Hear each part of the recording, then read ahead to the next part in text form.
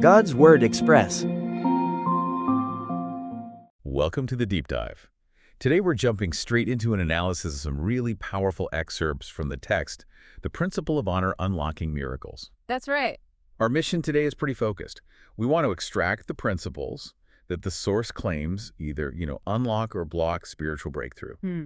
And we're going to be zeroing in on authority and faith as shown through Jesus' early ministry. And that's the key, isn't it? Because the material really stresses this tension, this difference between just having spiritual knowledge on one hand. Right, like knowing the facts. Exactly. And on the other hand, actually wielding spiritual authority. The sources basically argue that how we relate to people, specifically how we show honor, that's the main gatekeeper for whether divine activity shows up. I love where the material starts because it immediately gets into our blind spots with this concept it calls the Nazareth mode.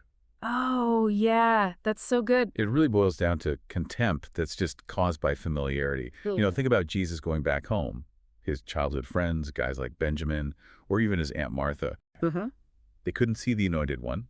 All they saw was the local kid the text says they once bathed. Precisely. And if people get stuck there, if they can't elevate their view to see the God-appointed role a person is in, whether it's a parent, a pastor, even a government leader, then they're stuck in that Nazareth mode. And according to the source, miracles just get blocked. It's fascinating, too, how it connects this to confidence. Oh, so? It says that true confidence allows you to honor others, but insecurity makes you want to try and press other people down. So, that moves us from honor, which is who you respect, to submission, which is more about who you actually listen to. A very important distinction. And it brings up this really serious point about spiritual receptivity. The text warns against wasting spiritual input. Right. It even quotes Proverbs. Something about advising mockers. And Matthew 7.6. The pearls before swine one. That's the one. And this is where the source is pretty harsh on what it calls the Christian traveler. You know the type. The person who's always hopping from church to church, never submitting to authority, always finding something wrong. Always looking for the perfect place. Exactly. And this lack of submission, this wandering spirit, is seen as just permanently closing the tap of blessing. The lesson is that you only get authority by first learning how to submit to it yourself.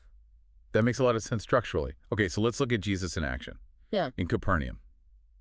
The crowds were, amazed because he didn't teach like the scribes and Grammateus. Right, they just had the intellectual knowledge, the theory. But Jesus taught with exousia. So what did that act of authority actually look like on the ground? Well, exousia isn't just knowledge. It's authority that commands and causes life change. I mean, we see it so dramatically in that exorcism account.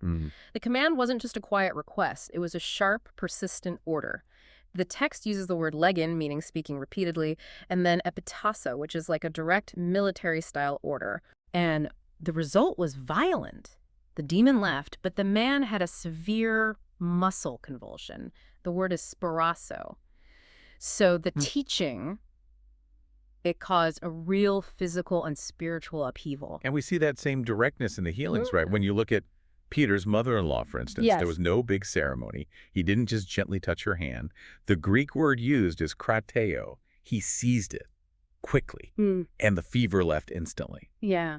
The whole emphasis is on that immediate faith-driven action. Which is a perfect lead-in to the nobleman's son. The nobleman pleaded intensely. The word is erotao. And Jesus actually challenges him, basically asking, will you only believe if you see signs and wonders? Right. He pushed back on the need for visible proof. Exactly. And the nobleman's faith was proven right there because he simply believed the word, go, your son will live. And he just turned around and went home. He didn't need any other confirmation. He just took him at his word. He did. And the source points out that sometimes healing is instant and sometimes it's a gradual recovery and ILRI. But the power is always in trusting the word before you see the proof. So when you put it all together, what does this all mean? The synthesis here seems pretty clear. True spiritual authority requires learning submission, and it's activated by acting on belief, specifically by getting over that contempt of familiarity, that Nazareth mode. That's it. If we wait for the visible evidence, we're just operating in sight. We're not operating in the kind of faith that the source claims unlocks breakthrough. So here's a provocative question for you to consider today. What area of your life are you currently treating in Nazareth mode, where your familiarity with a person or maybe the input you're getting is actually blocking the very outcome you desire? A powerful question. It is. All right, that's all from us for today. God bless you.